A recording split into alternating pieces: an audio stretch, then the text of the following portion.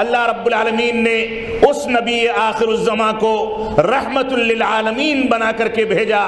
وہ جانوروں کے لیے رحمت تھا، وہ انسانوں کے لیے رحمت تھا، وہ آسمان و زمین کے لیے رحمت تھا، وہ کھیتی باڑی کے لیے رحمت تھا، وہ دنیا والوں کے لیے رحمت تھا۔ دنیا میں وہ درندے جو انسان کو دیکھتے ہی اس کو زخمی کر دیتے ہیں، اس کو ہلاک و برباد کر دیتے ہیں، اس نبی کو ان درندوں کے لیے بھی رحمت بنا کر کے بھیجا گیا۔ اللہ رب العالمین نے اس نبی کو اسلام دشمنوں کے لیے بھی رحمت بنایا، انسانوں کے لیے بھی رحمت بنایا، جانوروں کے لیے بھی رحمت بنایا، مسلمانوں کے لیے بھی رحمت بنایا، ہمارے لیے بھی رحمت بنایا، آپ کے لیے بھی رحمت بنایا۔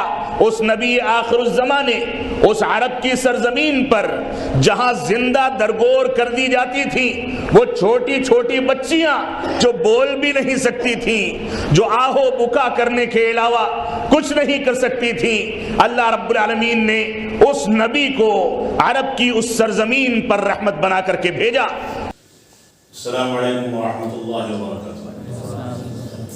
بسم اللہ الرحمن الرحیم، الحمد للہ رب العالمین، والصلاة والسلام علی رسولہ الکریم محمد وعلی آلہ واصحابہ اجمعین، اما بعد، اعوذ باللہ من الشیطان الرجیم، بسم اللہ الرحمن الرحیم۔ لقد جاءکم رسول من انفسکم عزیز علیہ ما عنتم حریص علیکم بالمؤمنین رؤوف الرحیم۔ وقال اللہ تبارک و تعالی وما ارسلناک الا رحمۃ للعالمین۔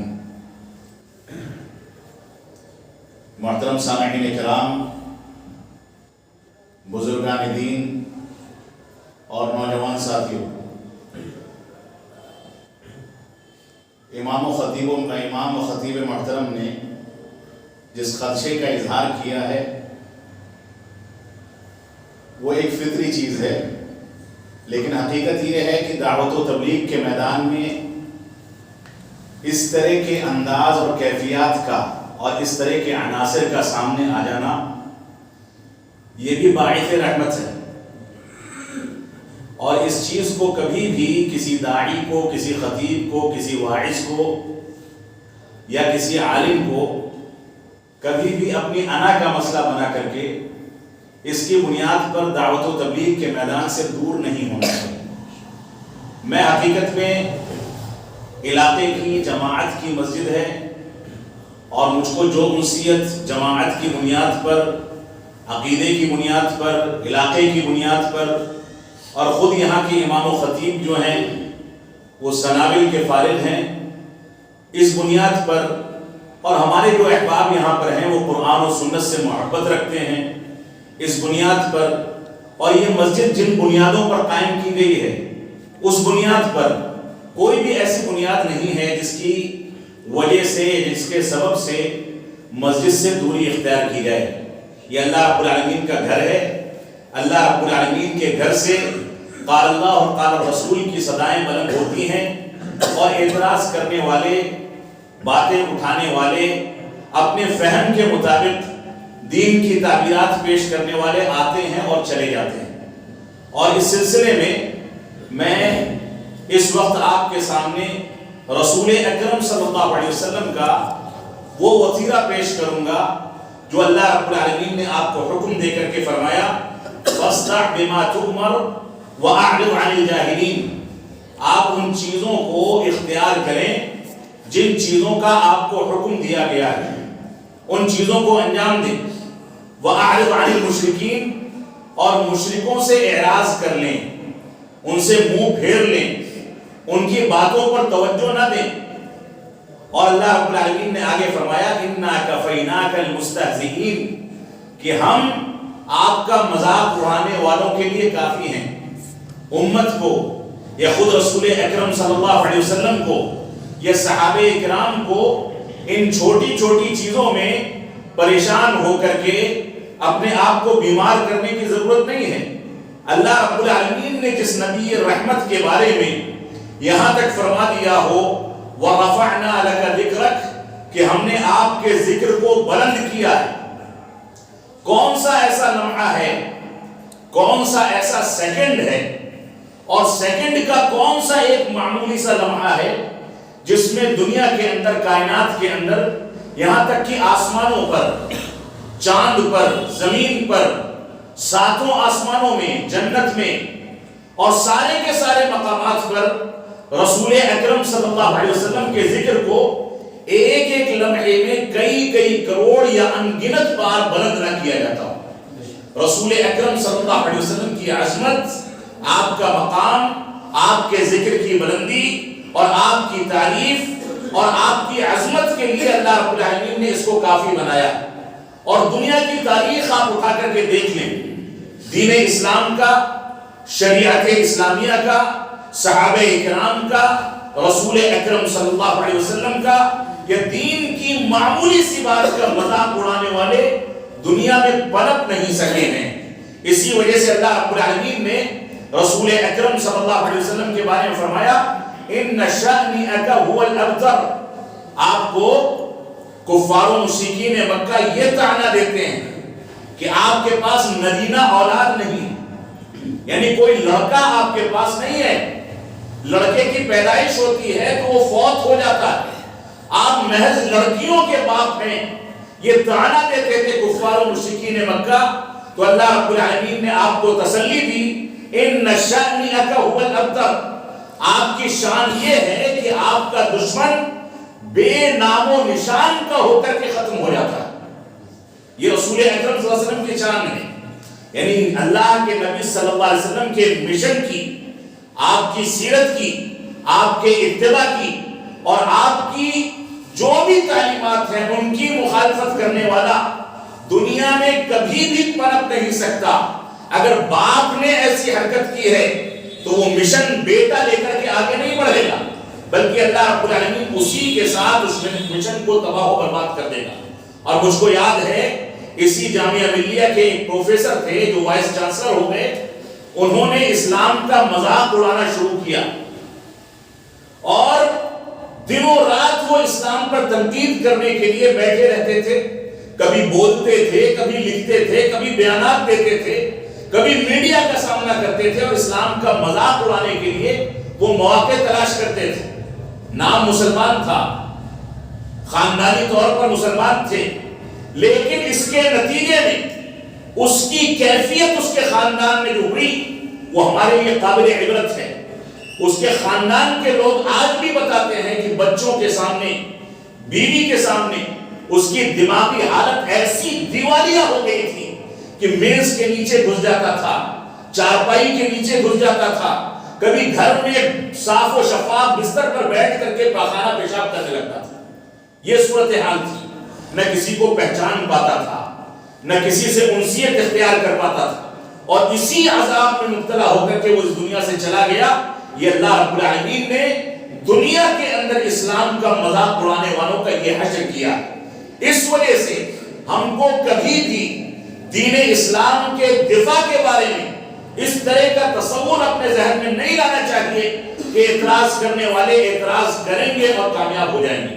دین ہمیشہ پنپا ہے، شرط یہ ہے کہ ہم دین کے سچے داعی بنے بلا خوف لومۃ لائم، یعنی تنقیدیں کرنے والوں سے خوف کھائے بغیر ہم دین اسلام کی بات کو لوگوں کے سامنے رکھیں، لوگ کہتے رہیں، لوگ سمجھتے رہیں، لیکن ہماری ذمہ داری ہے کہ ہم اچھے اسالیب اختیار کر کے قرآن و سنت کی پیروی کریں اور قرآن و سنت کی روشنی میں زندگی گزاریں۔ تو مجھ کو جو یاد پڑتا ہے کئی سال پہلے کا واقعہ جس کے بارے میں امام محترم نے اشارہ کیا، وہ غالباً امیر معاویہ رضی اللہ عنہ کے بارے میں کوئی واقعہ تھا، اور وہ پہلا واقعہ نہیں تھا، دوسرا واقعہ تھا، شاید ان کو بھی یاد نہ ہو۔ اس سے پہلے بھی کسی پروگرام کے ضمن میں یہاں پر یہ بات پروپیگنڈا کیا گیا کہ یہ اہل بیت کا احترام نہیں کرتے۔ وجہ کیا تھی؟ وجہ یہ تھی کہ اتباع رسول اور صحابہ کرام کے مقام کے ضمن میں وقت ختم ہونے کی بنیاد پر خلفائے ثلاثہ پر بات کو ختم کرنا پڑا اور حضرت علی کا تذکرہ نہیں آ سکا۔ یہ تذکرہ آیا تو ضمناً ہلکا پھلکا تذکرہ آیا، پروپیگنڈا کیا گیا باقاعدہ۔ یہاں سے کچھ نوجوان گئے میرے پاس اور انہوں نے کہا کہ مولانا آپ کا اہل بیت کے فضائل پر پروگرام رکھنا ہے۔ میں نے کہا میں تیار نہیں ہوں، جس کو شبہات ہیں وہ آ کر کے بیٹھے اور میری تقریروں کو سنے، میری تحریروں کو پڑھ لے۔ جس کو شبہات ہیں اور جس کا دل یا دماغ مرغی کے دماغ کے برابر ہے کہ وہ منفی سوچتا ہے، وہ اپنے علاج خود کرے، میں کیوں جاؤں گا آپ کی صفائی بیان کرنے کے لیے۔ میں نے اہل بیت پر فضیلت کے بارے میں اس مطالبے کو فوراً ٹھکرا دیا، کیونکہ مجھ کو اپنے دل پر، اپنے دماغ پر، اپنے ایمان پر، اپنے منہج پر مکمل یقین ہے کہ میں قرآن و سنت کا حامل ہوں اور اسی حالت میں میری موت ہوگی اگر اللہ رب العالمین نے چاہا۔ میں منہج کے معاملے میں نہ کسی قسم کی لاگ لپیٹ کا قائل ہوں، منہج سے متعلق، قرآن و سنت سے متعلق نہ کسی طرح کی رعایت کا قائل ہوں۔ دنیا کی کوئی طاقت سامنے رکھ دی جائے، اگر قرآن و سنت کے منہج کو بیان کرنا ہے تو بیان کیا جائے گا۔ کسی طاقت کے ذریعے اس زبان پر تالا نہیں لگایا جا سکتا، کیونکہ ہم اپنی بات نہیں رکھ رہے ہیں کہ ہم رجوع کریں۔ ہم قرآن و سنت کی برکتیں، قرآن و سنت کی فضیلتیں، قرآن و سنت کی تعلیم کو آپ کے سامنے رکھتے ہیں۔ اس وجہ سے ہماری یہ ذمہ داری ہے کہ ہم قرآن و سنت کے احترام میں ایک دوسرے کے ساتھ تعاون کریں۔ یہ قرآن و سنت کا فریضہ ہے جو ہمارے اوپر واجب ہوتا ہے۔ تو ضمناً یہ بات آ گئی، موضوع جو ہے وہ رسول اکرم صلی اللہ علیہ وسلم کا رحمت للعالمین ہونا، نبی رحمت۔ اور میں تمہید میں یا نظامت کے کلمات میں یہ بات کہی گئی ہے کہ بالخصوص موجودہ دور میں جب رسول اکرم صلی اللہ علیہ وسلم کی توہین کا بیڑا اٹھایا گیا اور فرانس اور دوسری جگہوں سے بہت سارے لوگ اٹھ کر کے احمقانہ حرکتیں کر رہے ہیں، اس کے ضمن میں بھی نبی رحمت کے بارے میں کچھ کہا جائے۔ میں اس بات کو آپ کے سامنے واضح کرنا چاہتا ہوں کہ نبی رحمت کی زندگی کی رحمت کا یہ پہلو ہے کہ آپ کی توہین کرنے کے بعد دنیا آپ کی سیرت کے مطالعے پر مجبور ہوتی ہے۔ یہ بھی ایک رحمت کا پہلو۔ کوئی ایک احمق اٹھتا ہے اور کروڑوں کھربوں لوگوں کے آگے جو دنوں رات کے سارے لمحات میں رسول اکرم صلی اللہ علیہ وسلم کی تعریفات، آپ کا رحمت للعالمین ہونا، آپ کی عظمت، آپ کی اطاعت، آپ کی پاکیزگی کا تذکرہ کرتے ہیں، ان میں کوئی احمق اگر فرانس سے اٹھے اور تھوڑی سی احمقانہ حرکتیں کر دے تو یہ ان لوگوں کو بیدار کرنے کا ذریعہ ہے جو سو گئے تھے اور رسول اکرم صلی اللہ علیہ وسلم کی سیرت سے غافل ہو گئے تھے۔ تو اس میں بھی اگرچہ لوگ اس کو ایک دوسرا موقف یا دوسرا معنی بھی دے سکتے ہیں، لیکن میں یہی کہوں گا کہ رسول اکرم صلی اللہ علیہ وسلم کی شان میں کوئی گستاخی کرتا ہے تو اس میں بھی اللہ رب العالمین کی حکمت اور مصلحت یہی ہے کہ اس کے نتیجے میں، اس کے رد عمل میں لوگ سیرت رسول کی طرف بڑھیں۔ اور اب نہیں، آپ 2-4 سال 5 سال کا سروے کر لیں، میڈیا آپ کو بتانے والا نہیں ہے، اسی فرانس سے سیرت رسول کے ایسے چشمے پھوٹیں گے جو چشمے طائف میں جب رسول اکرم صلی اللہ علیہ وسلم کو لہو لہان کیا گیا، اور یہ بھی اللہ کے نبی صلی اللہ علیہ وسلم کا نبی الرحمہ ہونے کا ایک پہلو ہے، لہو لہان کیا گیا تو اللہ رب العالمین نے فرشتوں کو بھیجا اور بھیج کر کے کہا کہ جا کر کے میرے پیارے حبیب سے یہ پوچھ لو کہ جن لوگوں نے آپ کو لہو لہان کیا ہے، ستایا ہے، پریشان کیا ہے، آپ کو زخمی کیا ہے، آپ اجازت دیں تو یہ 2 پہاڑیوں کے درمیان کی وادی میں رہتے ہیں، آپ اجازت دیں تو ان کو 2 پہاڑیوں کے درمیان پیس دیا جائے۔ اللہ کے نبی صلی اللہ علیہ وسلم نے فرمایا کہ نہیں، آج یہ حماقت کر رہے ہیں، ان کو نہیں پتا ہے کہ توحید کی اہمیت اور عظمت کیا ہے، آج ان کو نہیں پتا ہے کہ میری اہمیت اور عظمت کیا ہے، آج ان کو نہیں پتا ہے کہ اسلام کا مقام کیا ہے، لیکن کل انہی لوگوں میں سے ایسے لوگ پیدا ہوں گے جو نکل کر کے اسلام کی ترجمانی کریں گے، اسلام کے سپہ سالار بنیں گے، اسلام کا دفاع کریں گے، اور وہی ہوا۔ اس وجہ سے میں اس بنیاد پر آج اس بات کا دعویٰ کرنے کا قائل ہوں کہ فرانس اور جہاں سے بھی اس سے پہلے ڈنمارک یا مغربی دنیا یا ہندوستان یا مختلف علاقوں سے نبی اکرم صلی اللہ علیہ وسلم کے خلاف جو بھی مہمیں چھیڑی گئی، جو بھی باتیں کی گئی، یہ ساری کی ساری باتیں ایک نہ ایک دن انہی علاقوں سے ایسے افراد پیدا کریں گی جو سیرت رسول کا دفاع، سنت رسول کا دفاع اور اسلام کا دفاع کرنے کے لیے آگے آئیں گے۔ ہم اللہ رب العالمین سے اسی بات کی دعا کرتے ہیں۔ تو نبی رحمت جناب محمد رسول اللہ صلی اللہ علیہ وسلم کی زندگی، آپ کی زندگی کے مختلف پہلو، آپ کی سیرت مبارکہ، آپ کا اٹھنا بیٹھنا، آپ کا سونا جاگنا، آپ کا بچوں کے ساتھ کھیلنا کودنا، بیویوں کے ساتھ سلوک، شادی بیاہ، کھانا پینا، سفر کرنا، مسجدیں تعمیر کرنا، لوگوں کو دروس دے کر کے قرآن و سنت کی جانب بلانا، یہ ساری کی ساری زندگی اگر اس کو کھلانا جائے تو زندگی کے تمام پہلوؤں میں رحمت ہے اور رحمت کی ہے، اس کے علاوہ کچھ نہیں ہے۔ اللہ کے نبی صلی اللہ علیہ وسلم نے امت اسلامیہ کو نماز پڑھنے کا حکم دیا۔ ہو سکتا ہے کچھ لوگ یہ سمجھتے ہوں کہ اس میں زحمت ہے، سردی کا موسم ہے، وضو کرنا ہے، پنج وقتہ نمازوں میں حاضری دینی ہے، ممکن ہے کہ کوئی اس کو زحمت سمجھتا ہو، لیکن آپ اس آدمی کو دیکھ لیں جو آدمی نمازیں نہیں پڑھتا، اور اس آدمی کو دیکھ لیں جو پنج وقتہ نمازیں باجماعت کا عادی ہے، ان کو ادا کرتا ہے، اللہ رب العالمین کو راضی کرنے کی کوشش کرتا ہے، اور ایک سال کا سروے کر کے ان کا میڈیکل چیک اپ کرا لیں، ان کا جائزہ لے لیں، آپ دیکھیں کہ یہ نمازیں بھی ہمارے لیے رحمت ہیں، ان کے ذریعے ہم کو صحت و تندرستی ملتی ہے۔ رسول اکرم صلی اللہ علیہ وسلم نے ہم کو داہنے کروٹ لیٹنے کا حکم دیا، خواتین کو باپردہ نکلنے کا حکم دیا۔ یہ ساری کی ساری تعلیمات رسول اکرم صلی اللہ علیہ وسلم نے اپنی امت اور سارے کے سارے مذاہب کو ماننے والوں کے لیے بطور رحمت حکم دے کر کے فرمایا ہے۔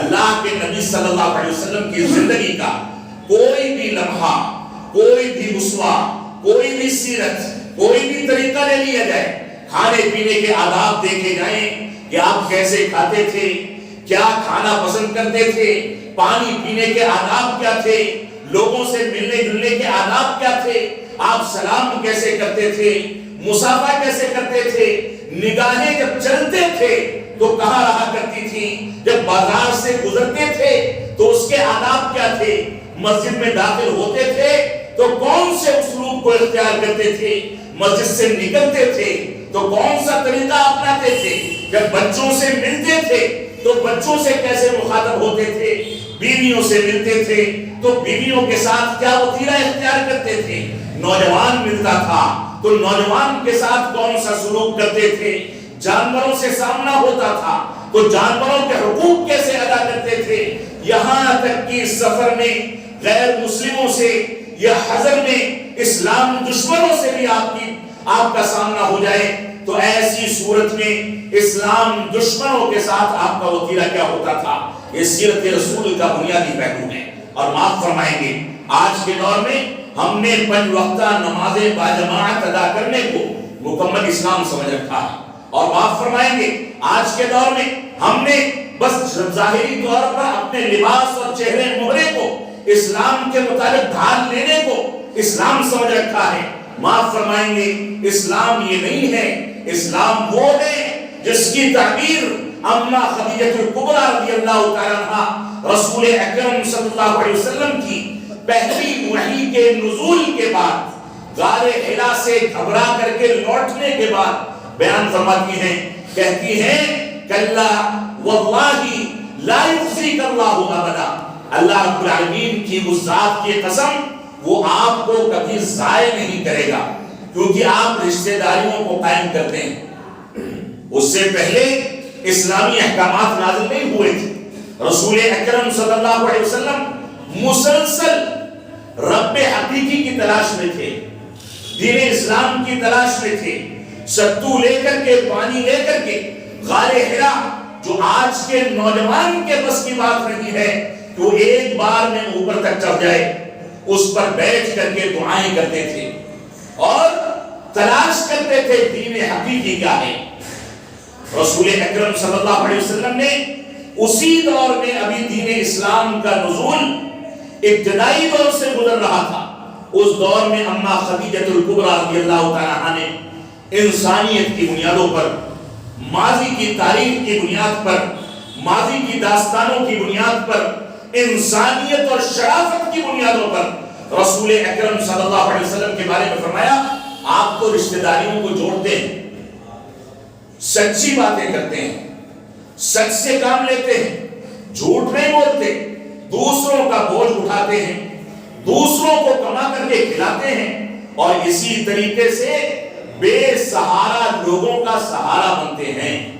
یہ تھی اسلام کی وہ ابتدائی تعلیم جس کی بنیاد پر اماں خدیجہ الکبریٰ رضی اللہ تعالیٰ نے پورے یقین کے ساتھ قسم کھا کر کے فرمایا کہ اللہ رب العالمین آپ کو ضائع نہیں کر سکتا ہے۔ اور ابو بکر صدیق رضی اللہ عنہ کے بارے میں بھی اسی طرح کی صفات پر مبنی روایتیں موجود ہیں جس میں یہ کہا گیا کہ آپ ایسا کرتے ہیں تو آپ کو اللہ رب العالمین ضائع نہیں فرمائے گا۔ تو ہمارے سامنے خدمت خلق، شرافت کی قدریں، انسانیت کی قدریں اور اسلامی تعلیمات کی روشنی میں ایک سچے انسان کی چلتی پھرتی تصویر یہ حقیقی اسلام ہے۔ ایک وہ نمازی جو 5 وقتہ نمازوں کو باجماعت ادا کرتا ہے، ایک وہ تہجد گزار جو آ کر کے رات کی تاریکی میں اللہ رب العالمین کو یاد کرتا ہے۔ اس کے بارے میں اللہ کے نبی صلی اللہ علیہ وسلم نے اسی رحمت کی تعلیم دیتے ہوئے واضح کر دیا جب کسی صحابی رسول نے آپ سے دریافت کیا کہ سئل النبی صلی اللہ علیہ وسلم عن البر والاثم، کہ اللہ کے نبی صلی اللہ علیہ وسلم سے نیکیوں کے بارے میں اور برائیوں کے بارے میں سوال کیا گیا تو آپ نے فرمایا البر حسن الخلق، نیکی حسن اخلاق ہے۔ آپ یہ بھی فرما سکتے تھے کہ تلاوت کلام پاک نیکی ہے، آپ یہ بھی کہہ سکتے تھے کہ رات کا قیام اور تہجد کا اہتمام نیکی ہے، آپ یہ بھی کہہ سکتے تھے کہ 5 وقتہ نمازیں باجماعت ادا کرنا نیکی ہے۔ بہت ساری تعبیرات ہو سکتی تھی، لیکن آپ نے ایک ایسی صفت کا تذکرہ فرمایا جو صفت نبی آخر الزمان جناب محمد الرسول اللہ صلی اللہ علیہ وسلم کی زندگی میں حیات مبارکہ میں بدرجہ اتم پائی جاتی تھی۔ اسی وجہ سے اللہ کے نبی صلی اللہ علیہ وسلم فرماتے ہیں بعثت لأتمم مکارم الاخلاق، کہ میں بھیجا گیا ہوں، نبی بنا کر کے، رسول بنا کر کے مبعوث کیا گیا ہوں تاکہ اخلاقیات کی تعلیمات کی تکمیل کر دوں، اس کو عملی جامہ پہنا دوں۔ اور اخلاقیات کی اگر تعلیمات کا آپ کو اندازہ کرنا ہے تو رسول اکرم صلی اللہ علیہ وسلم کی سیرت مبارکہ کا مطالعہ کریں۔ اور اس کے بعد اللہ کے نبی صلی اللہ علیہ وسلم نے گناہ کی 2 علامتیں بتائیں۔ حدیث پوری ہو جائے کس وجہ سے ذکر کر دیتا ہوں، اگرچہ موضوع سے اس کا تعلق نہیں ہے۔ آپ نے فرمایا گناہ یہ ہے کہ تمہارے دل میں کھٹکا پیدا کرے اور تم اس بات کو معیوب سمجھو کہ لوگ اس سے مبتلا ہو جائیں، لوگوں کو تمہارے گناہ کے بارے میں جانکاری مل جائے، لوگوں کو پتہ چل جائے کہ تم نے یہ کام کیا ہے۔ یہ گناہ کی ابتدائی علامتیں ہیں۔ جب انسان گناہ کا عادی ہو جاتا تو یہ علامتیں ظاہر نہیں ہوتی۔ جب گناہ کی ابتدا کرنے چلتا ہے تو یہ دونوں کی دونوں علامتیں انسان کے دل میں پیدا ہوتی ہیں۔ لہذا ہم کو اس روایت کو سامنے رکھتے ہوئے رسول اکرم صلی اللہ علیہ وسلم کی زندگی کا مطالعہ کرنا چاہیے۔ آپ رسول اکرم صلی اللہ علیہ وسلم کے نبی رحمت ہونے کے پہلو کو دیکھیں۔ معراج میں رسول اکرم صلی اللہ علیہ وسلم کو لے جایا گیا، لے جانے کے بعد اللہ رب العالمین نے رسول اکرم صلی اللہ علیہ وسلم کو 50 نمازوں کی فرضیت کا تحفہ دیا۔ رسول اکرم صلی اللہ علیہ وسلم کی پیشانی پر شکن تھا، آپ پریشان تھے کہ میری امت اتنا بوجھ کیسے برداشت کرے گی۔ آئے اور موسیٰ علیہ السلام نے مشورہ دیا کہ آپ کی امت اس کو نبھا نہیں پائے گی، جائیں پھر سے سفارش کریں کہ اس کو کم کر دیا جائے، اس میں تخفیف کر دی جائے۔ اللہ کے نبی صلی اللہ علیہ وسلم گئے، بار بار جاتے رہے، یہاں تک کہ نمازوں کو 50 وقت سے 5 وقت کر دیا گیا اور ثواب 50 وقت کا باقی رکھا گیا۔ یہ رحمت للعالمین ہونے کی سب سے بڑی دلیل ہے کہ امت کے لیے اتنے رحیم و کریم ہیں کہ امت کے لیے یہ بھی گوارا نہیں کرتے کہ اس پر عبادت کا ضرورت سے زیادہ بول ڈالا جائے۔ اور یہی وجہ ہے کہ اللہ کے نبی صلی اللہ علیہ وسلم نے جب رمضان المبارک کے مہینے کے ابتدائی ایام میں صلاۃ تراویح صحابہ کرام کو باجماعت ادا کرائی اور صحابہ کرام آپ کے پیچھے ادا کرتے تھے، تو 3 دن نماز تراویح پڑھانے کے بعد آپ اپنے حجرے سے باہر نہیں نکلے۔ سبب کیا بیان کیا؟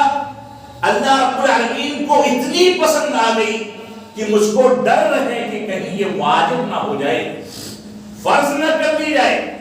فرمایا کہ اگر فرض کر دی گئی تو میری امت اس کو نبھا نہیں پائے گی۔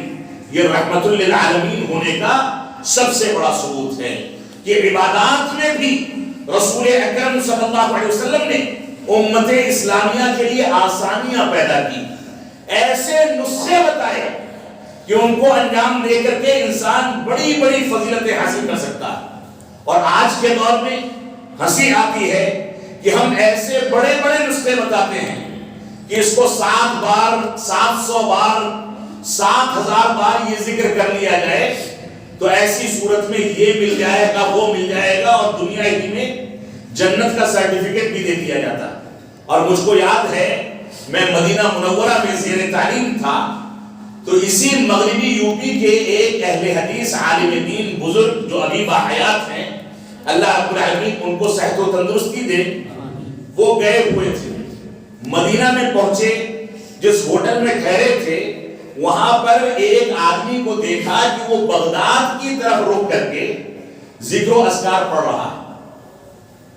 حماقت کی انتہا ہے کہ مکہ بھی قریب ہے، رسول اکرم صلی اللہ علیہ وسلم کی مسجد نبوی بھی قریب ہے، اور یادداشت کہاں کام کر رہی ہے؟ بغداد میں جا کر کے کام کر رہی ہے۔ ذکر و اذکار پڑھ رہا تھا، انہوں نے اس کی گردن پر ایک ہاتھ مارا، بڑے دلچسپ آدمی ہیں، ایک ہاتھ مارا اور اس کے بعد کہا کہ میں تم کو ایک ذکر بتاؤں گا، وہ ذکر اگر تم کر لو گے تو جنت یقینی ہو جائے گی۔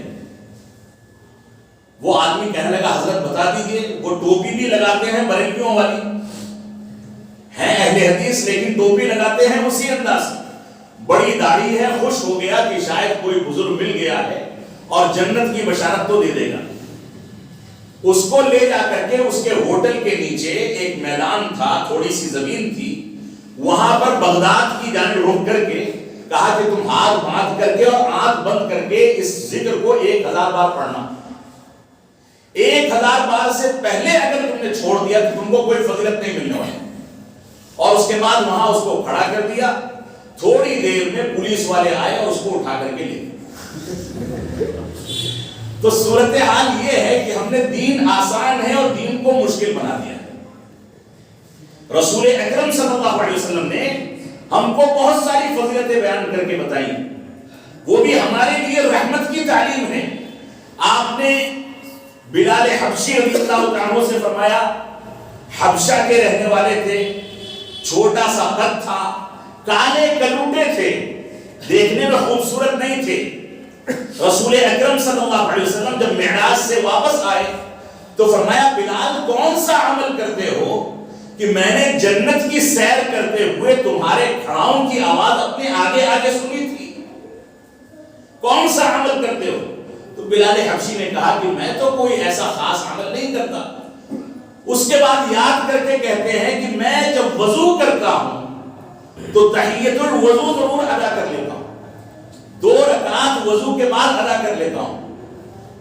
اور آپ دیکھیں صحابہ اکرام کو 5 وقتہ نمازوں میں وضو یا ہر ہفتے غسل کرنے کے لیے پانی نصیب نہیں تھا۔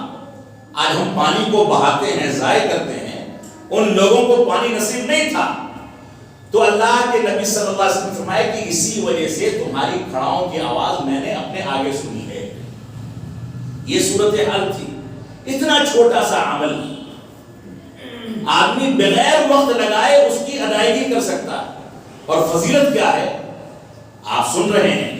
لیکن ہمارے لوگ نہ جانے کون کون سے اعمال بتاتے ہیں کہ ایسا کر لیں ویسا کر لیں, دنیا چلی جائے چاند ستاروں پر اور ہمارا مسلح پھٹتے پھٹتے رہ جائے. اللہ رب العالمین ہم پر رحم فرمائے. دنیا سے تعلق رکھنا ایک سچے مسلمان کی نشانی اور علامت ہے, لیکن دین کے دائرے میں تعلق رکھنا یہ اس کی ذمہ داری ہے.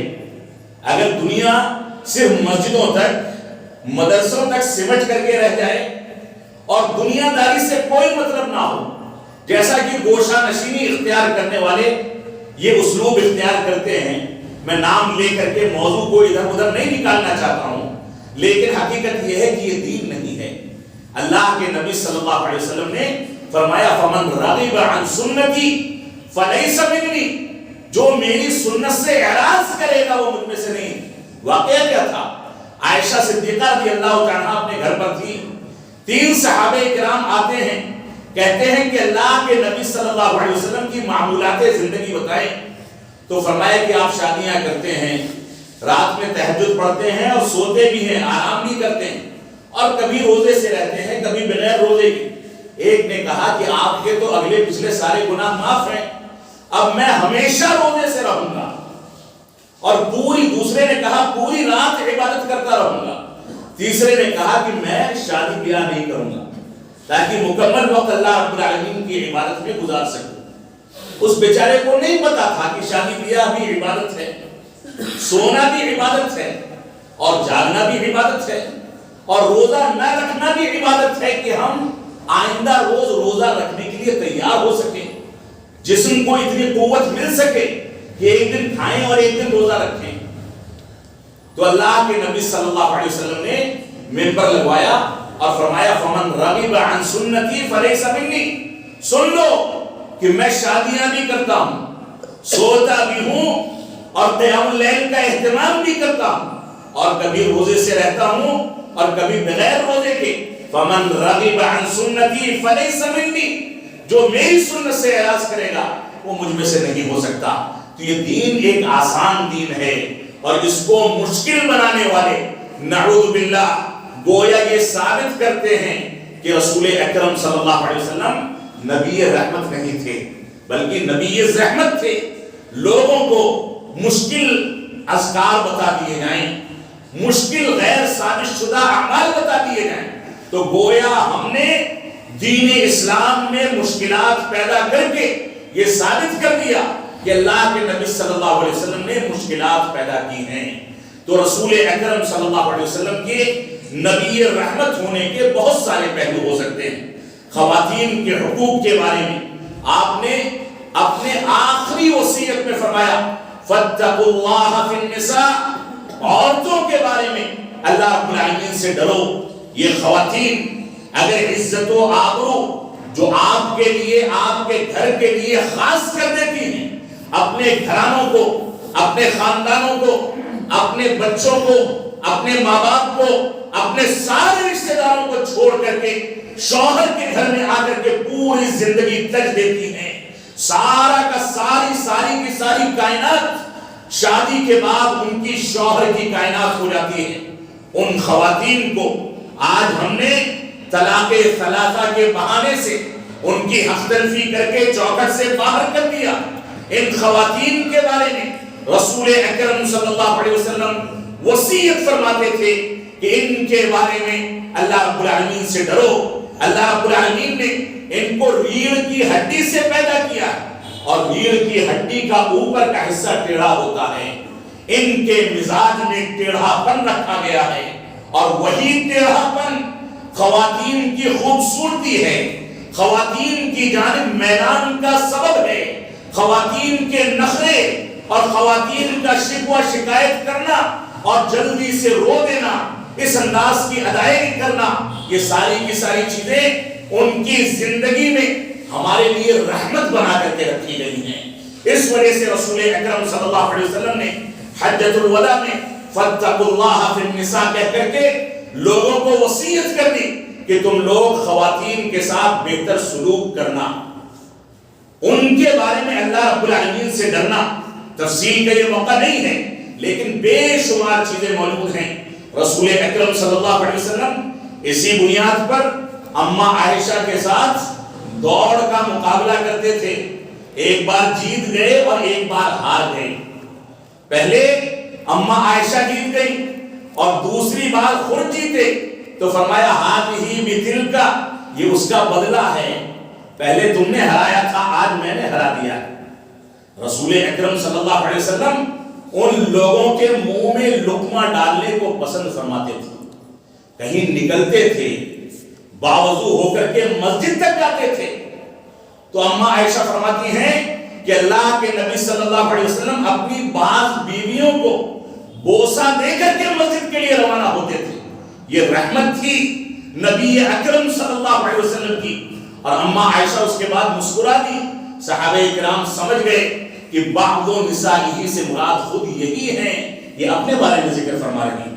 حقیقت یہ ہے کہ اللہ کے نبی صلی اللہ علیہ وسلم کی زندگی کے یہ سارے کے سارے گوشے جمع کیے جائیں تو ایک آدھ گھنٹہ نہیں، ایک آدھ روز نہیں، ایک آدھ ہفتے نہیں، ایک آدھ زندگیاں نہیں، ایک آدھ دنیا نہیں، اور ایک آدھ مسجدیں نہیں، ساری زندگی تک دی جائے اور سارے کے سارے ماہرین بیٹھ کر کے ان کو جمع کرنے کی کوشش کریں، اللہ کی قسم اس کا حق نہیں ادا ہو سکتا۔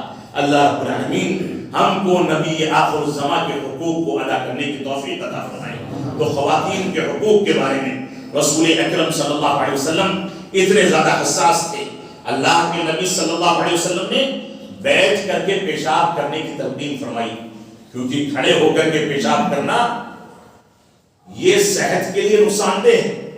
داہنے کروٹ سونے کی تلقین فرمائی، بائیں کروٹ یا سیدھا یا الٹا لیٹنا اور سونا یہ انسان کے جسم کے لیے نقصان دہ ہے۔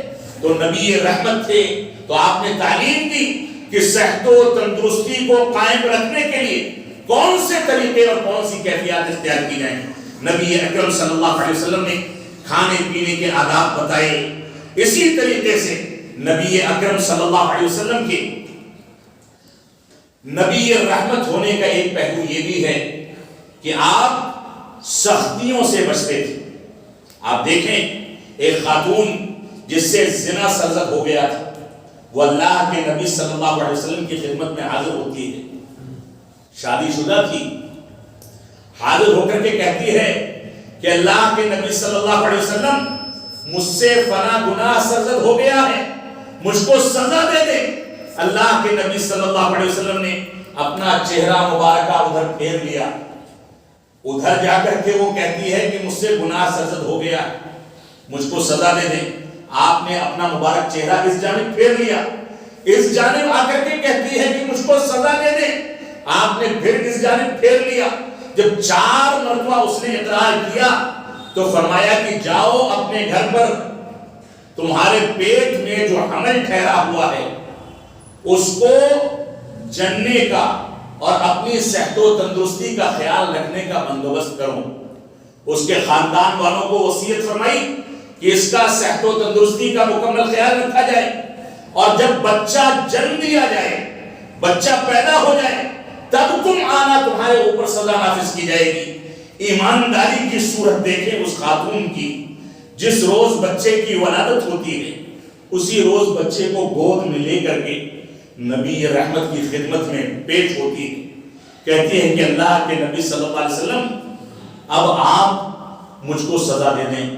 اللہ کے نبی صلی اللہ علیہ وسلم پر ہمارے خاندان، ہمارے ماں باپ قربان جائیں۔ آپ نے فرمایا تجھ کو سزا دے دوں گا تو تیرے بچے کو دودھ کون پلائے گا، تیرے بچے کی صحت و تندرستی کا اور بھوک پیاس کا خیال کون کرے گا؟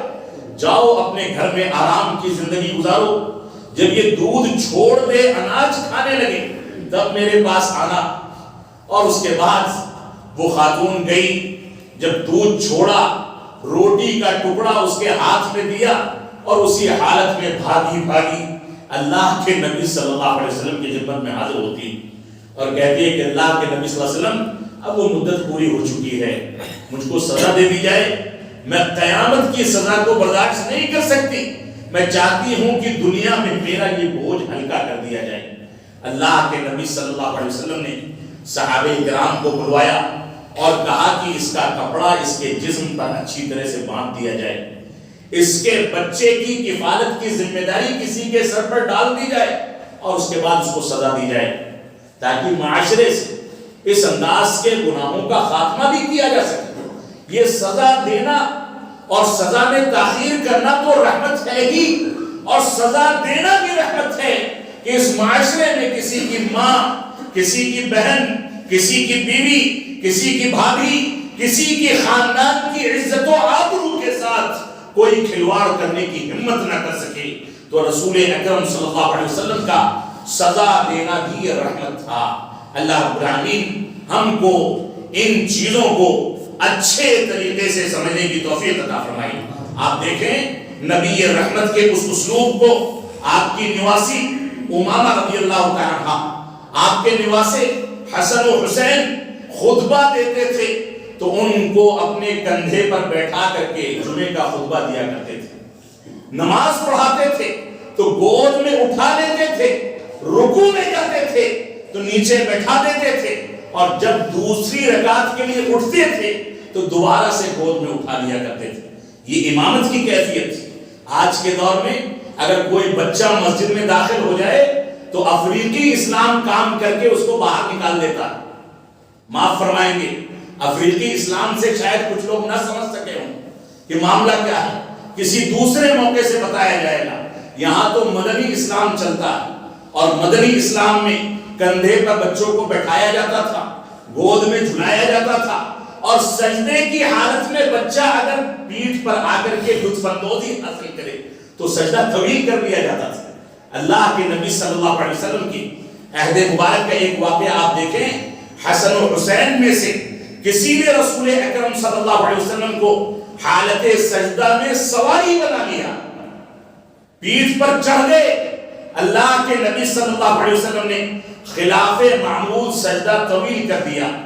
ایک صحابی رسول تھے، ان کو تشویش ہوئی کہ معاملہ کیا ہے، سجدے کی حالت میں اٹھے جلدی سے اور دیکھ کر کے پھر سے سجدے میں چلے گئے۔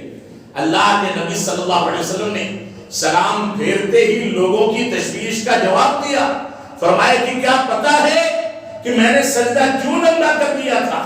صحابہ کرام نے خاموشی اختیار کی تو آپ نے فرمایا کہ اس بچے نے مجھ کو سواری بنا لیا تھا، میں نہیں چاہتا تھا کہ بچے کی سواری میں خلل پڑے۔ یہ نبی رحمت تھے۔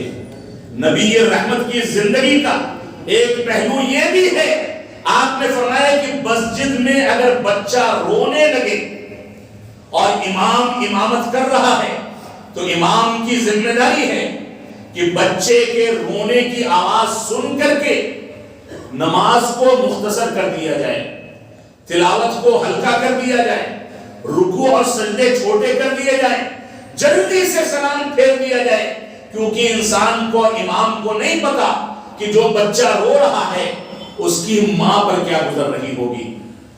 آج کے دور میں نہ بچوں کے رونے کی آواز مسجدوں سے اٹھتی ہے، کیونکہ بچوں کو بھی مسجدوں سے روک دیا گیا، اور نہ وہ مائیں مسجدوں میں آتی ہیں جو آ کر کے بچوں کے رونے کی آواز سن سکیں، کیونکہ ماؤں کو اور خواتین کو بھی مسجدوں سے دور کر دیا گیا۔ مزارات پر خواتین جائیں، چھیڑ چھاڑ کے ہزاروں واقعات ہوں، وہاں پیر بابا جو چاہیں کر لیں، وہ سب گوارا ہے، لیکن اللہ کے دربار میں آ کر کے یہ خواتین عزت و آبرو کے بارے میں درس لیں، یہ کسی کو گوارا نہیں۔ تو نبی رحمت کی زندگی کا ایک پہلو یہ بھی تھا کہ آپ بچوں کے ساتھ اس انداز کا کھیل کود کرتے تھے۔ آپ دیکھیں صحیح بخاری کی وہ روایت جس کے بارے میں امام شافعی رحمۃ اللہ علیہ نے 36 مسائل کا تذکرہ فرمایا، 36 مسائل اس روایت سے عرض کیے ہیں، اور مستشرقین نے اور اسلام دشمنوں نے اس روایت پر اعتراضات کیے تھے۔ اللہ کے نبی صلی اللہ علیہ وسلم کی ایک روایت ہے، یا ابا عمیر ما فعل النغیر، اے ابو عمیر، نغیر جو ایک پرندے کا نام ہے اس کو کیا ہو گیا؟ ایک چھوٹا سا بچہ تھا، اس سے آپ کھیلتے تھے، اس کو چھیڑتے تھے کہ تمہارے پرندے کو کیا ہو گیا، کہاں ہے تمہارا پرندہ؟ ایک روز اس کے گھر تشریف لے گئے اور تو دیکھا کہ وہ کونے میں مغموم اور غمزدہ بیٹھا ہے۔ پوچھا تو فرمایا کہ وہ پرندہ مر گیا ہے تو بچے کو صدمہ پہنچا ہے۔ اعتراض کرنے والوں نے اعتراض کیا کہ امام بخاری جو کہ ایک ایک حدیث کو صحیح بخاری میں درج کرنے کے لیے غسل کرتے ہیں، وضو کرتے ہیں، صلاۃ استخارہ ادا کرتے ہیں، استخارہ کرنے کے بعد حدیث کی تحقیق کرتے ہیں اور تحقیق کرنے کے بعد حدیث کو اپنی کتاب میں درج کرتے ہیں، اتنی چھوٹی سی حدیث جس میں ایک پرندے کا اور ایک بچے کا ذکر ہے، اس کے لیے امام بخاری نے اتنے جتن کیوں کیے؟ تو امام شافعی رحمۃ اللہ علیہ نے اور دوسرے محدثین نے اور ائمہ نے اس کا جواب دیا کہ اس حدیث کے اندر 36 ایسے بنیادی مسائل ہیں جس سے اسلام کی بنیادیں متفرع ہوتی ہیں۔ پرندے کو پالنا، بچے کا ولادت سے پہلے یا اسی طریقے سے شادی سے پہلے کنیت رکھ دینا۔ ابو عمیر وہ کسی کا باپ نہیں تھا لیکن کنیت سے پکارا جاتا ہے۔ مسلمانوں کے قائدین کا چھوٹے گھرانوں سے تعلق رکھنا، بچوں کے ساتھ اٹھنا بیٹھنا اور نہ جانے کون کون سے مسائل ہیں، تو یہ نبی رحمت کی زندگی کا ایک پہلو ہے۔ اللہ رب العالمین ہم کو ان کو سمجھنے کی توفیق عطا فرمائے۔ تو رسول اکرم صلی اللہ علیہ وسلم نبی رحمت تھے، اور میں اس موضوع پر حقیقت یہ ہے کہ جو حق ادا کیا جانا چاہیے تھا مصروفیات کی وجہ سے وہ حق ادا نہیں کر سکا، نہ وہ تیاری ہو سکی ہے، نہ وہ مطالعہ ہو سکا ہے۔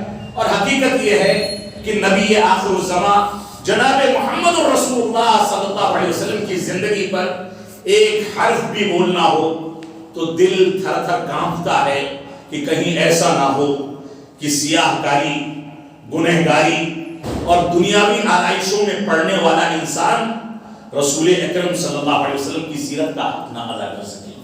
ہماری ذمہ داری ہے کہ ہم اللہ کے نبی صلی اللہ علیہ وسلم کی زندگی کا بھرپور مطالعہ کریں، اس کے مطابق زندگی گزاریں، اس کے مطابق بچوں کی اور نئی نسل کی تربیت کریں۔ آپ بے شمار پہلوؤں کو دیکھ سکتے ہیں، میں چند دلائل کا تذکرہ کر کے خطاب کو ختم کروں گا۔ تقریباً پون گھنٹہ خطاب شروع ہوئے ہو چکا ہے اور مجھ کو کسی دوسری جگہ بھی جانا ہے۔ اللہ رب العالمین ہم کو عمل پیرا ہونے کی توفیق عطا فرمائے۔ ایک مرتبہ کا واقعہ ہے، اس واقعے کو سامنے رکھیں اور اللہ کے نبی صلی اللہ علیہ وسلم کی رحمت کو محسوس کریں۔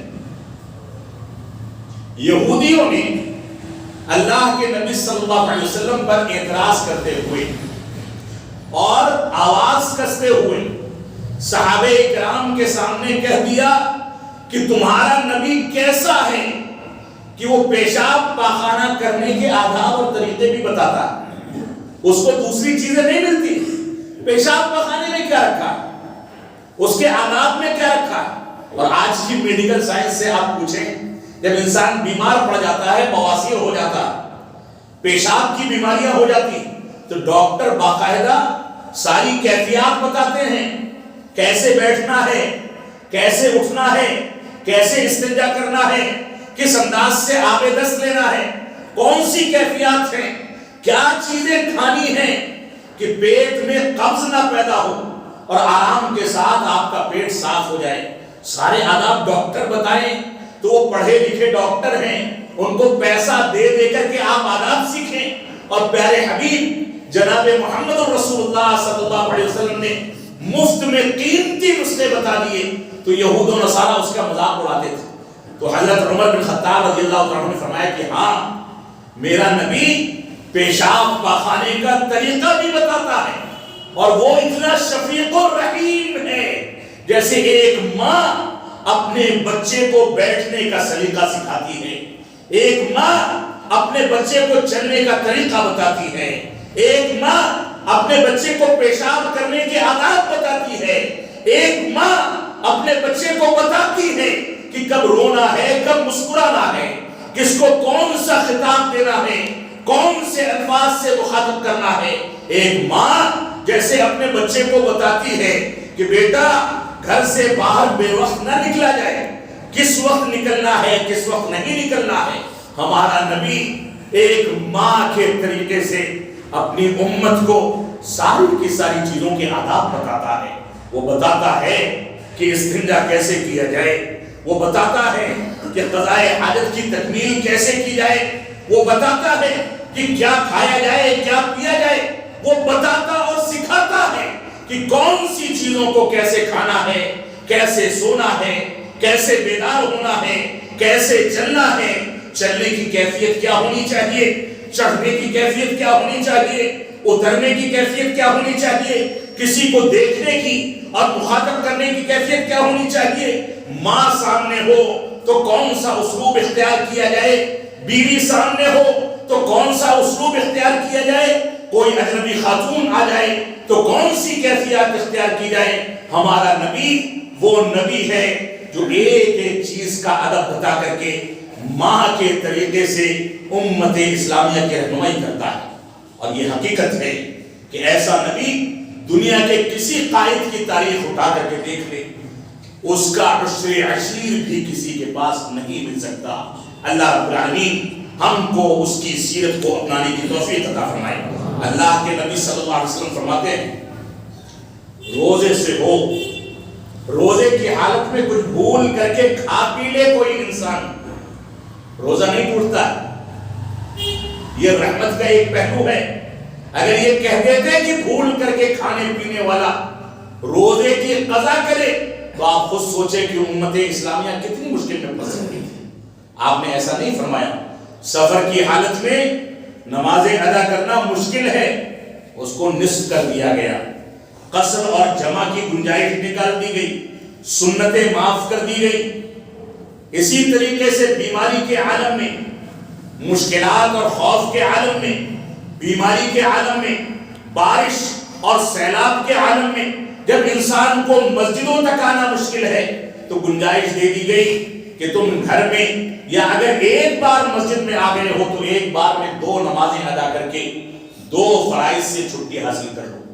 اگر زیادہ بارش ہے تو اپنے گھروں میں نمازیں ادا کر لو۔ ساری کی ساری رحمتیں دین اسلام کے اندر موجود ہیں۔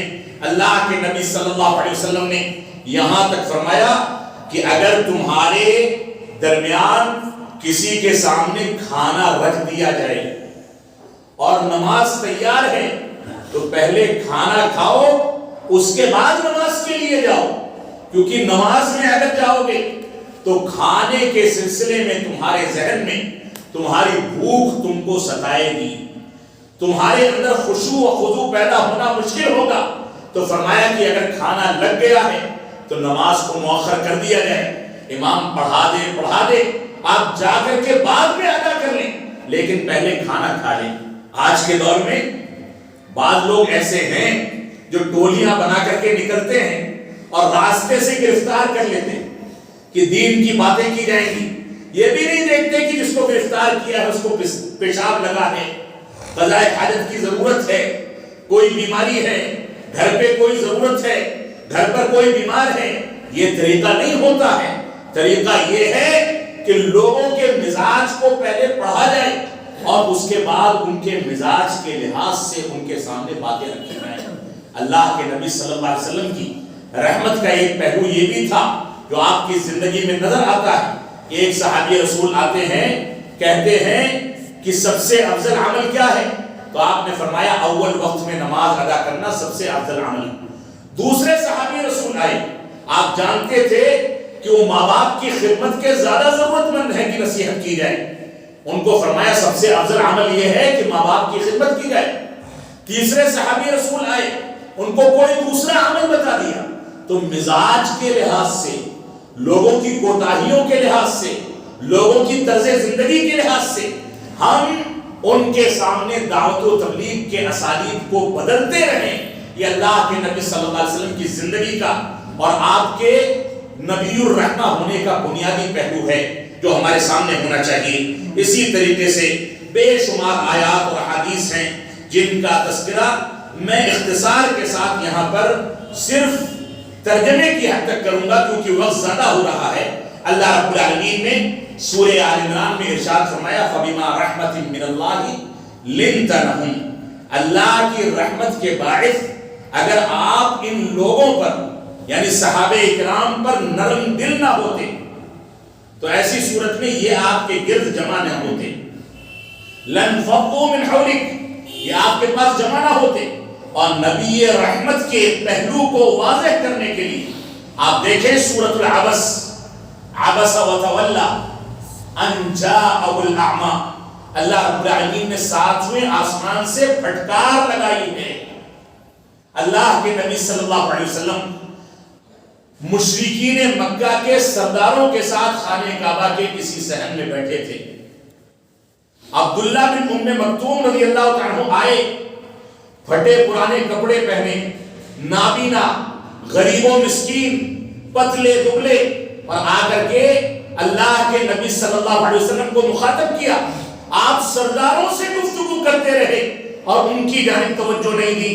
اللہ رب العالمین نے ساتویں آسمان سے آیات کا نزول فرمایا کہ آپ نے چہرے کو پھیر لیا۔ جب آپ کے پاس ایک نابینا آتا ہے تو اس پر آپ توجہ نہیں دیتے، آئندہ ایسا نہیں ہونا چاہیے۔ یہ نبی رحمت کو اللہ رب العالمین کی جانب سے اسی رحمت کی تلقین کر کے اللہ رب العالمین نے قرآن مجید کا ایک حصہ اس آیت کریمہ کو بنا دیا جو رسول اکرم صلی اللہ علیہ وسلم کی زندگی کا بنیادی پہلو ہے۔ اس وجہ سے ہماری ذمہ داری ہے کہ ہم اس کو دیکھ کر کے سامنے رکھیں۔ اللہ رب العالمین نے رسول اکرم صلی اللہ علیہ وسلم کے بارے میں فرمایا، جو آیت کریمہ شروع میں تلاوت کی گئی کہ لَقَدْ جَاءَكُمْ رَسُولٌ مِّنْ أَنفُسِكُمْ عَزِيزٌ عَلَيْهِ مَا عَنِتُّمْ حَرِيصٌ عَلَيْكُمْ بِالْمُؤْمِنِينَ رَءُوفٌ رَحِيمٌ، کہ تمہارے درمیان ایسا نبی بھیجا گیا ہے جو تمہاری مضرتوں کو اور تمہارے نقصانات کو برداشت نہیں کر پاتا، تمہارے بارے میں بڑا حریص ہے کہ تم رشد و ہدایت کو پالو اور کفر اور ضلالت کی گمراہیوں سے دور نکل جاؤ۔ وہ نبی رحمت ہے۔ اللہ رب العالمین نے سورۃ الفتح میں ارشاد فرمایا محمد الرسول اللہ والذین معه اشداء علی الکفار رحماء بینہم تراہم رکعا سجدا۔ محمد صلی اللہ علیہ وسلم اللہ رب العالمین کے ایک رسول ہیں، اور جو آپ کے ساتھ ہیں وہ آپس میں رحم دل اور اسلام دشمن اور کفار و مشرکین کے لیے شدید ہیں، سخت ہیں۔ آپس کی رحم دلی کی مثال رسول اکرم صلی اللہ علیہ وسلم کی رحمت اور آپ کی تربیت کے نتیجے میں یہاں تک پیدا ہوئی کہ مہاجرین و انصار کے درمیان اخوت کی ایسی مثالیں قائم کی گئی کہ کسی کے پاس 2 بیویاں تھیں تو ایک کو طلاق دے کر کے عدت گزاری اور اپنے مہاجر بھائی کے حوالے کر دیا کہ تم اس سے نکاح کر لو۔ کسی کے پاس جائیداد اور سرزمین تھی تو اس نے کچھ حصہ اپنے مہاجر بھائی کے نام کر دیا کہ تم اس پر کھیتی باڑی کر کے اپنی زندگی گزارو۔ اخوت کی ایسی مثالیں جو اسلامی اخوت، اسلامی محبت اور نبی رحمت کی تعلیم اور تربیت کے نتیجے میں پیش آئی ہوں، دنیا کی کوئی تاریخ اس کا 1/10 بھی پیش نہیں کر سکتی ہے۔ اللہ رب العالمین نے اسی وجہ سے فرمایا وَمَا أَرْسَلْنَاكَ إِلَّا رَحْمَةً لِلْعَالَمِينَ، کہ ہم نے آپ کو تمام جہانوں کے لیے رحمت بنا کر کے بھیجا ہے، جانوروں کے لیے، جناتوں کے لیے، انسانوں کے لیے، چرند پرند کے لیے، پہاڑوں کے لیے، آسمان و زمین کے لیے، چاند اور سورج کے لیے، ساری کی ساری چیزوں کے لیے رحمت بنا کر کے بھیجا۔ آپ نے پانی سے استعمال میں آنے والی چیزیں اور جو بھی چیزیں دنیا کے قیام کے لیے استعمال کی جاتی ہیں، دنیا کی تعمیر کے لیے استعمال کی جاتی ہیں، ان ساری کی ساری چیزوں کے لیے رسول اکرم صلی اللہ علیہ وسلم کو رحمت بنا کر کے بھیجا ہے۔ اسی وجہ سے اللہ کے نبی صلی اللہ علیہ وسلم نے فرمایا کہ اگر تم کو جانور ذبح کرنے کی ضرورت ہو تو اول تو بغیر ضرورت کے ذبح نہ کرو، لیکن اگر ذبح کرنے کی ضرورت پڑ جائے تو بہتر طریقے سے ذبح کرو۔ چاقو اس سے آڑ میں آ کر کے پہلے تیز کر لو، تیزی کے ساتھ ایسی کیفیت اختیار کرو کہ چھری پھیر دو اس کی روح نکل جائے اور اس کو تکلیف کم سے کم ہو. یہ ساری کی ساری تعلیمات رسول اکرم صلی اللہ علیہ وسلم نے ہمارے سامنے بیان فرمائی. صحیح مسلم کی روایت ہے اللہ کے نبی صلی اللہ علیہ وسلم اپنے ناموں کا تذکرہ فرماتے تھے. ان ناموں میں آپ نے فرمایا انا محمد و انا احمد و نبی الرحمہ، میں محمد ہوں، میں احمد ہوں اور میں نبی رحمت ہوں. اللہ کے نبی صلی اللہ علیہ وسلم کی رحمت کی مثالیں تھوڑی بہت آپ کے سامنے پیش کی گئیں، بے شمار مثالیں ہمارے سامنے ہو سکتی ہیں.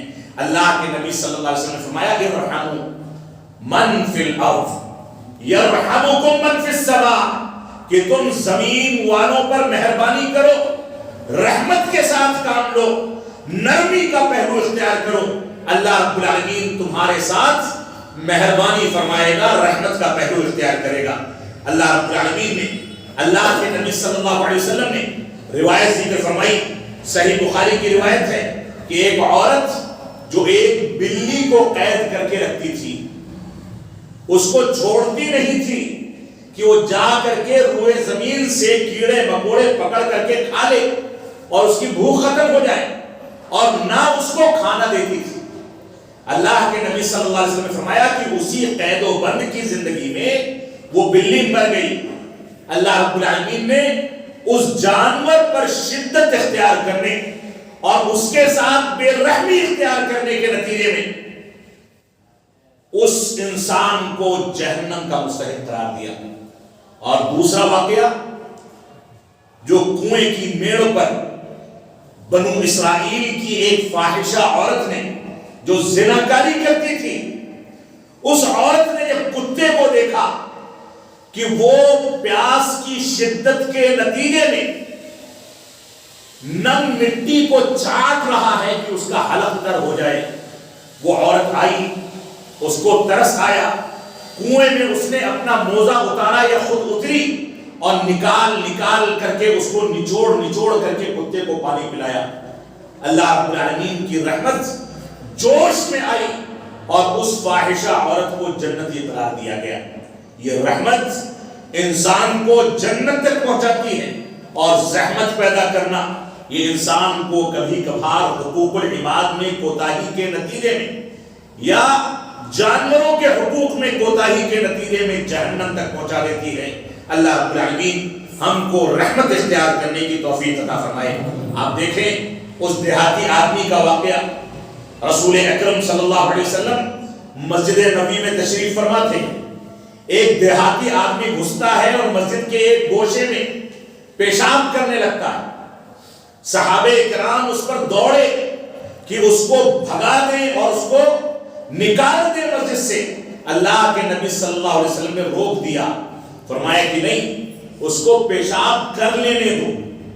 کیوں کر لینے دو؟ کیونکہ پیشاب کو بیچ میں روکنا یہ رحمت نبی کی تقاضوں کے خلاف ہے، بیماریاں پیدا کرتا ہے. اللہ کے نبی صلی اللہ علیہ وسلم نے فرمایا کہ اس کو پیشاب کر لینے دو. جب اس نے پیشاب کر لیا، اس کو بلایا اور فرمایا یہ مسجدیں اللہ کے ذکر و اذکار کے لیے ہیں، اس طرح کی گندگی پھیلانے یا پیشاب پاخانہ کرنے کے لیے نہیں. اور اس کے بعد صحابہ اکرام کو حکم دیا انما بعثتم مبشرین ولم تبعثوا معسرین، کہ تم کو بشارت دینے والا، آسانی پیدا کرنے والا بنا کر کے بھیجا گیا ہے، مشکلات پیدا کرنے والا بنا کر کے نہیں بھیجا گیا. اور بعض روایات میں ملتا ہے کہ ایک صحابی رسول کو کہا کہ ایک ڈول پانی لے کر کے آؤ اور اس کے پیشاب پر بہا دو. چاہتے تو اس دیہاتی آدمی کو کہتے کہ اپنا پیشاب صاف کرو، نہیں کیا ایسا، کیونکہ آپ رحمت بنا کر کے بھیجے گئے تھے، زحمت بنا کر کے نہیں بھیجے گئے تھے. آپ نے بڑوں کا احترام کرنے اور چھوٹوں پر شفقت کرنے کا حکم دیا. آپ نے فرمایا جس کے گھر کی چھت پڑ رہی ہو وہ انسان جہاد میں نہ جائے، اپنے گھر کی تکمیل کرے. جس کی نئی شادی ہوئی ہو وہ جہاد میں نہ جائے، اپنے بیوی کے حقوق ادا کرے. جس کے ماں باپ زندہ ہوں وہ ماں باپ کے درمیان رہ کر کے جہاد کرے، یعنی ان کی خدمت کرے، وہ جہاد میں نہ نکلے اور مسلمانوں کی فوج کے ساتھ نکل کر کے اسلام کے دفاع کے کام سے اس کو رخصت دے دی گئی. یہ نبی رحمت کی تعلیمات تھی. نئی شادی جس کی ہوئی ہے اس کو رخصت دی گئی. اللہ کے نبی صلی اللہ علیہ وسلم جب اپنے صحابہ کرام کو کہیں بھیجتے تھے تو بھیجتے وقت فرماتے تھے, ان کو حکم دیتے تھے, بشروا ولا تنفروا ویسروا ولا تعسروا. لوگوں کو بشارت دینا, آسانیاں پیدا کرنا اور مشکلات پیدا نہ کرنا, نفرتیں نہ پھیلانا, یہ نبی رحمت ہونے کی سب سے بڑی دلیل ہے. آپ لشکر اسامہ کو روانگی کے وقت ابو بکر صدیق رضی اللہ تعالیٰ نے جو وصیتیں فرمائی تھی ان وصیتوں کو سامنے رکھیں. یہ نبی آخر الزمان جناب محمد رسول اللہ صلی اللہ علیہ وسلم کی رحمت اور آپ کی تربیت کا نتیجہ تھا. انہوں نے ان کو وصیت فرمائی کہ خیانت نہ کرنا, جھوٹ نہ بولنا, اسی طرح سے بدعہدی نہ کرنا, بچوں اور بوڑھوں کو قتل نہ کرنا, ان کے ساتھ سختی نہ کرنا, ثمردار درخت اور پیڑ کو نہ کاٹنا, بلا ضرورت کے جانور کو ذبح نہ کرنا. جب کسی قوم کے پاس سے گزرو تو نرمی کے ساتھ مسکرا کر کے اس کے سامنے اسلام اور توحید کی تعلیم پیش کرو. جب کسی سے ملو تو اس کے مقام و مرتبے کا خیال رکھو. ایسا نہ ہو کہ وہ صاحب حیثیت ہے اور تم اس کے ساتھ الفاظ اختیار کرنے میں غلطی کر جاؤ اور نتیجہ خراب ہو جائے. اس کے مقام و مرتبے کا, اس کے شرف کا مکمل لحاظ رکھا جائے, وہ کسی بھی مذہب کو ماننے والا ہو. اسی طریقے سے فرمایا یہود و نصارہ اگر کٹیا بنا کر کے گوشہ نشینی اختیار کر کے جنگلوں کی زندگی گزار رہے ہیں, یہ اپنی عبادت گاہوں میں اپنی زندگی کو خاص کر کے بیٹھ گئے ہیں, تو ان کی عبادت گاہوں کو, ان کی عبادات کو, ان کے گھرانوں کو اور ان کی نجی زندگی کے ساتھ چھیڑ چھاڑ نہ کرنا, بلکہ ان کو جو کر رہے ہیں کرنے دینا. یہ اللہ کے نبی صلی اللہ علیہ وسلم کی نبی رحمت ہونے کی سب سے بڑی دلیل ہے. اور خطبہ حجۃ الوداع جس کا تذکرہ یہاں آنا ضروری ہے. اللہ کے نبی صلی اللہ علیہ وسلم نے فرمایا ایھا الناس اسمعوا قولی, اے لوگو میری بات کو غور سے سن لو, کیونکہ ہو سکتا ہے کہ اس مقام پر آئندہ میں تم سے ملاقات نہ کر سکوں. اور یہ یقینی بات تھی کہ ملاقات نہیں ہونی تھی. خطبہ حجۃ الوداع تھا, آخری وصیتیں تھی, آخری پیغام تھا.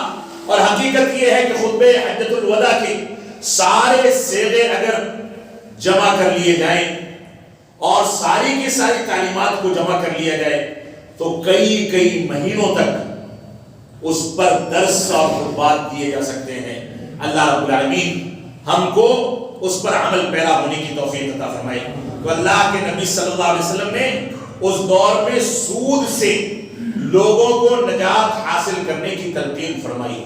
اور آج کے دور میں کتنے ایسے گھرانے ہیں جو سود میں مبتلا ہو کر کے اپنی زندگی تباہ کر کے خودکشی تک نوبت پہنچ جاتی ہے, سوسائڈ کر لیتے ہیں.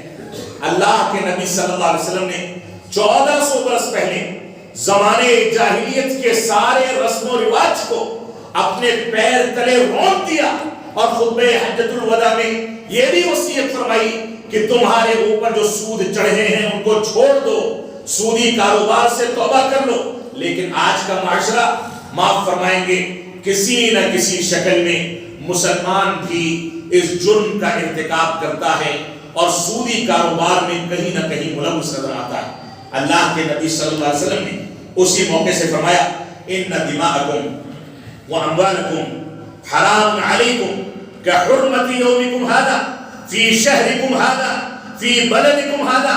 سن لو کہ تم لوگوں کا خون اور مال ایک دوسرے پر حرام ہے, جیسے یہ شہر حرمت والا ہے, یہ مہینہ حرمت والا ہے, اور یہ مقام جہاں پر میں خطاب کر رہا ہوں یہ حرمت والا ہے.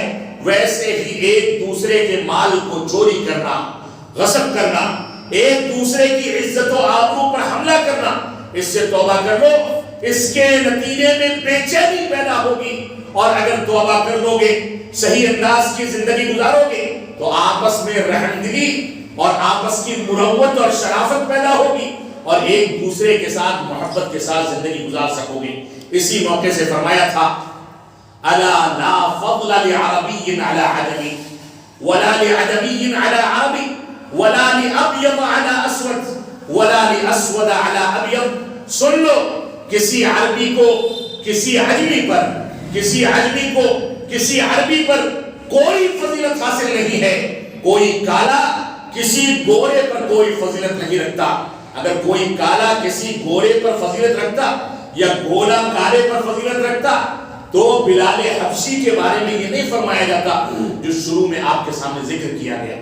اللہ کے نبی صلی اللہ علیہ وسلم فرماتے ہیں اگر فضیلت اور فوقیت ہے تو صرف ایک معیار ہے، الا بالتقوی، تقوی کی بنیاد پر.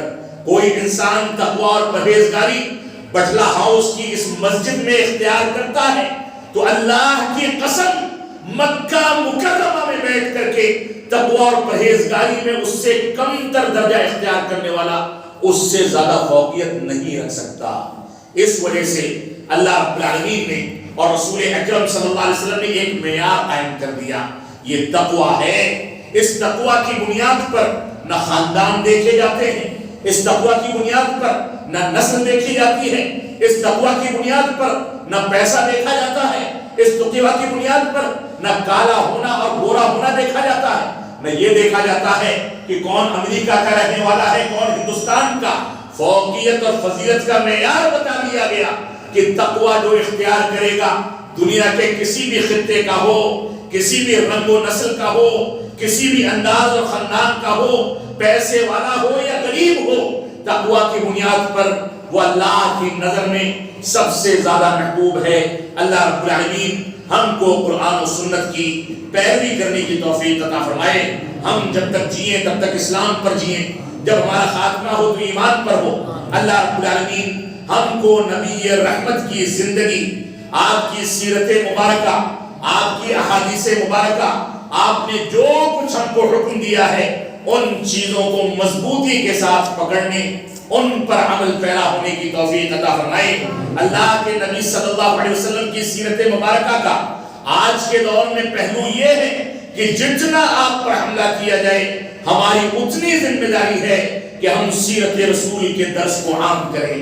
ہماری یہ ذمہ داری ہے کہ ہم سنت رسول کو عام کریں. آج کے دور میں نبی رحمت کے منہ پر کیچڑ اٹھانے والے کیچڑ اچھالتے ہیں، لیکن اس کے باوجود مسلمانوں کے یہاں سیرت رسول کے پہلوؤں کو اختیار کرنے کی تڑپ نہیں پیدا ہوتی. مظاہرے کر لینا، نکل کر کے بینر نکال لینا اور سوشل میڈیا کے ذریعے اپنے مظاہرے درج کرانا، سوشل میڈیا پر اٹھ کر کے گالی گلوچ کر لینا، معاف فرمائیں گے یہ سیرت رسول کا حق نہیں ہے. سیرت رسول کا حق یہ ہے کہ ہم صبح جب بیدار ہوتے ہیں اور رات کو جب سوتے ہیں اور سونے کے بعد بھی اگر استنجا اور قضاء حاجت کے لیے نکلتے ہیں تو ہر صورت میں ایک ایک قدم ہمارا سنت رسول اور سیرت رسول کی روشنی میں بڑھے. ہم دیکھیں کہ اللہ کے نبی صلی اللہ علیہ وسلم نے بیویوں کے ساتھ کیا سلوک کیا، بچوں کی تربیت کیسے کی، مکانات کیسے بنائے، مسجدیں کیسے تعمیر کی، مسجدوں سے کون سے کلام کو بلند کیا، کون سے اسالیب کو اختیار کیا. یہ ہماری ذمہ داری ہے. سیرت رسول کا یہی پیغام ہے، یہی میسج ہے.